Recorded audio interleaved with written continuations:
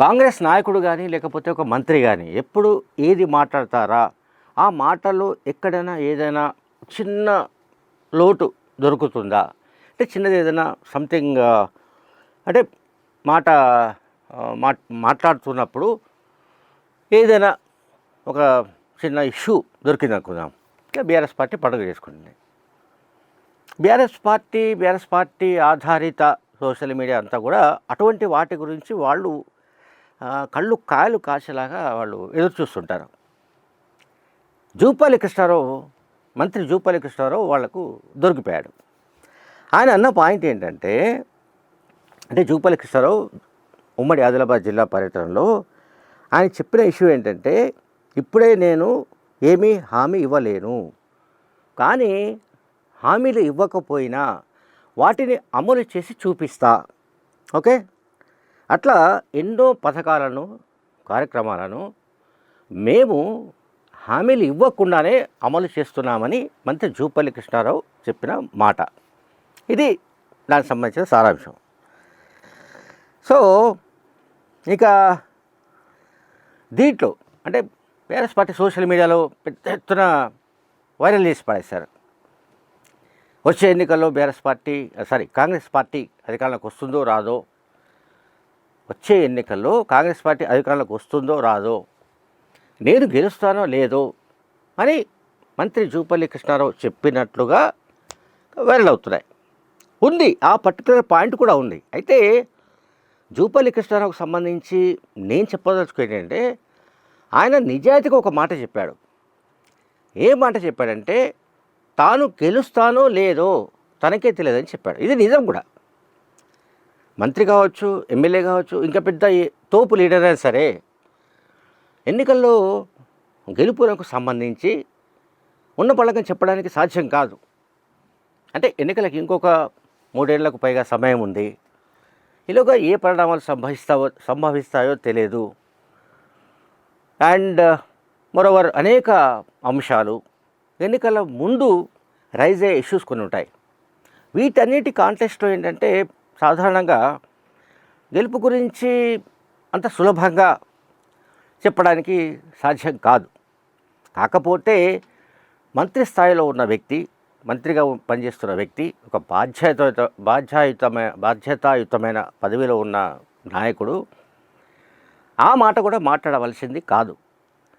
అంటే వచ్చే ఎన్నికల్లో మేము మళ్ళీ పక్కాగా అధికారంలోకి వస్తాము అండ్ నేను కూడా గెలుస్తాను అని ఒక కాన్ఫిడెన్స్ను కాంగ్రెస్ పార్టీ క్యాడర్లో క్రియేట్ చేయగలగాలి. ఇక్కడ బీఆర్ఎస్ పార్టీ సోషల్ మీడియా పక్కన పెడదాం. సో వాళ్ళ కాన్సెప్ట్ ప్రకారం వాళ్ళు కాచుకొని ఉంటారు. ప్రధాన ప్రతిపక్షం కనుక కాంగ్రెస్ పార్టీని ఎక్కడ ఇరుకుని పెట్టాలి, అలాగే కాంగ్రెస్ నాయకులు ఎక్కడ ఏం మాట్లాడుతున్నారు, ఆ మాటల్లో ఏమైనా ఎక్కడైనా చిన్నది ఏమైనా సందు దొరుకుతుందా అని వాళ్ళు ఎదురు చూడడం అనేది సహజం. అది సో వాళ్లకు దొరకకుండా మాట్లాడవలసిన అవసరం ఉంది. తాము ఏం మాట్లాడినా అందులో ఏదైనా పొరపాటు దొర్లితే అవతలి పక్షం అంటే ప్రత్యర్థి రాజకీయ పక్షం దాన్ని అందిపుచ్చుకుంటుందనో, దాన్ని తమకు అనుకూలంగా ఒక అస్త్రంగా మలుచుకుంటుందనో వీళ్ళకి స్పృహ ఉండాలి. కాంగ్రెస్ మంత్రులకు కానీ, కాంగ్రెస్ సంబంధించిన నాయకులకు కానీ, అంటే అధికార పార్టీకి సంబంధించిన వాళ్ళకి చెప్తున్నాను. ఖచ్చితంగా అంటే నేను కూడా విన్నాను వీడియో.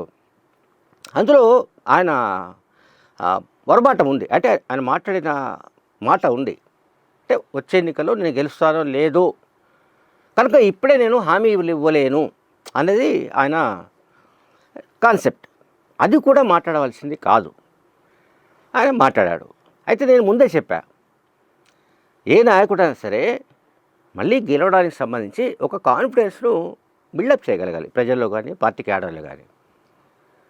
అట్లా భోళాగా నేను గెలుస్తానో లేదో అని ఒకవేళ మాట్లాడితే అవతలి పక్షం దాన్ని అందుకుంటుంది, అట్లాగే దానిపై చిలువలు పొలవలుగా ప్రచారం చేస్తుంది.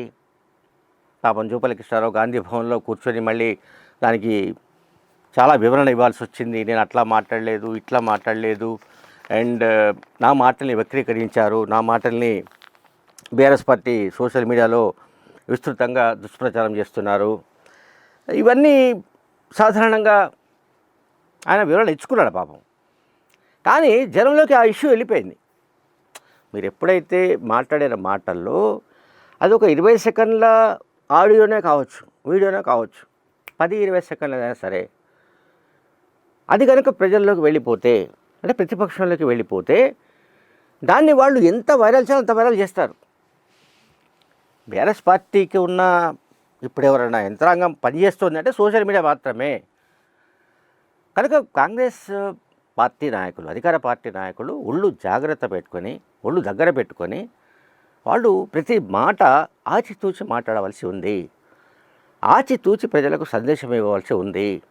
పొరపాటున కూడా మళ్ళీ ఈ మంత్రే కాదు, ఏ మంత్రి అయినా సరే, మేము గెలుస్తామో లేదో, లేకుంటే మేము మళ్ళీ అధికారులకు వస్తామో రామో అనే అనుమానంతో కూడిన వ్యాఖ్యలు, ఆ వ్యాఖ్యలకు ముందు వెనుక ఏమైనా ఉండొచ్చు. అంటే కాంటెక్స్ట్ ఈజ్ అది చాలా మోర్ ఇంపార్టెంట్.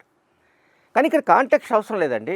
అక్కడికి అంటే ప్రత్యర్థులు ఎప్పుడైనా కూడా ఆ వీడియోలో తమకు కావాల్సిన పాయింటే తీసుకుంటారు. అది 10 సెకండ్లే కావచ్చు, అది వైరల్ చేసి పారేస్తారు. అంటే ప్రజల్లో ఇప్పుడు ఏమైంది, జూపల్లి కృష్ణారావు అంటే ఒక మంత్రి స్థాయిలో ఉన్న వ్యక్తే కాంగ్రెస్ అధికారంలోకి వచ్చే విషయంలో అనుమానాలు వ్యక్తం చేశాడు అనేది ప్రజల్లోకి బలంగా వెళ్ళే అవకాశం ఉంటుంది.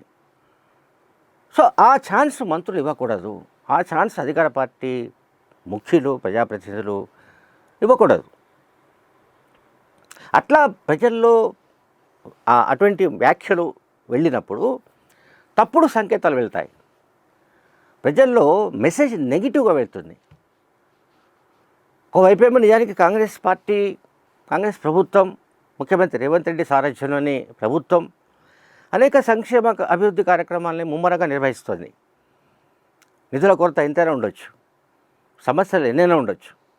వాటన్నిటినీ ఓవర్కమ్ అయి ఇవాళ సన్నబియ్యం కానీ, కొత్త రేషన్ కార్డ్స్ కానీ, లేకపోతే ఇందిరమ్మ ఇళ్ళు కానీ, వగైరా చాలా కార్యక్రమాలు నిర్వహిస్తుంది. అయితే క్యాంపెయిన్ విషయంలో వీళ్ళు వెనుకబడిన మాట నిజం. నేను చాలా సందర్భాల్లో చాలా వీడియోలు చెప్పాను. కాంగ్రెస్ పార్టీ తన క్యాంపెయిన్ చేసుకునే దాంట్లో చాలా వెనుకబడి ఉంది. దీన్ని బీఆర్ఎస్ పార్టీ అడ్వాంటేజ్గా తీసుకుంటోంది. ఇంకా వాళ్ళ సోషల్ మీడియా చాలా యాక్టివ్గా ఉంది. కనుక ఎప్పుడు కూడా ప్రత్యర్థులకు చిక్కుతామేమో, ప్రత్యర్థులకు మనం దొరకకుండా ఉండాలి. ఖచ్చితంగా మనం ఆచితూచి మాట్లాడి స్పందించాలి. అక్కడేమో కొంతమంది ఉమ్మడి ఆదిలాబాద్ జిల్లాకు సంబంధించిన ప్రజలు, కార్యకర్తలు వాళ్ళకేదో వాళ్ళేమో కొన్ని హామీలు కోరారు. కానీ మంత్రిగా జూపల్లి కృష్ణారావు ఆ హామీలు నేను చెప్పలేని చెప్పాడు. ఎందుకంటే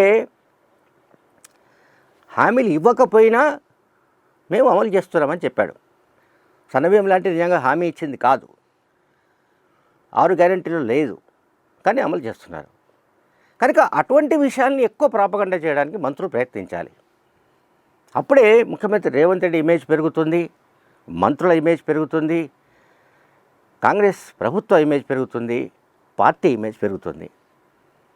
థ్యాంక్ యూ వెరీ మచ్.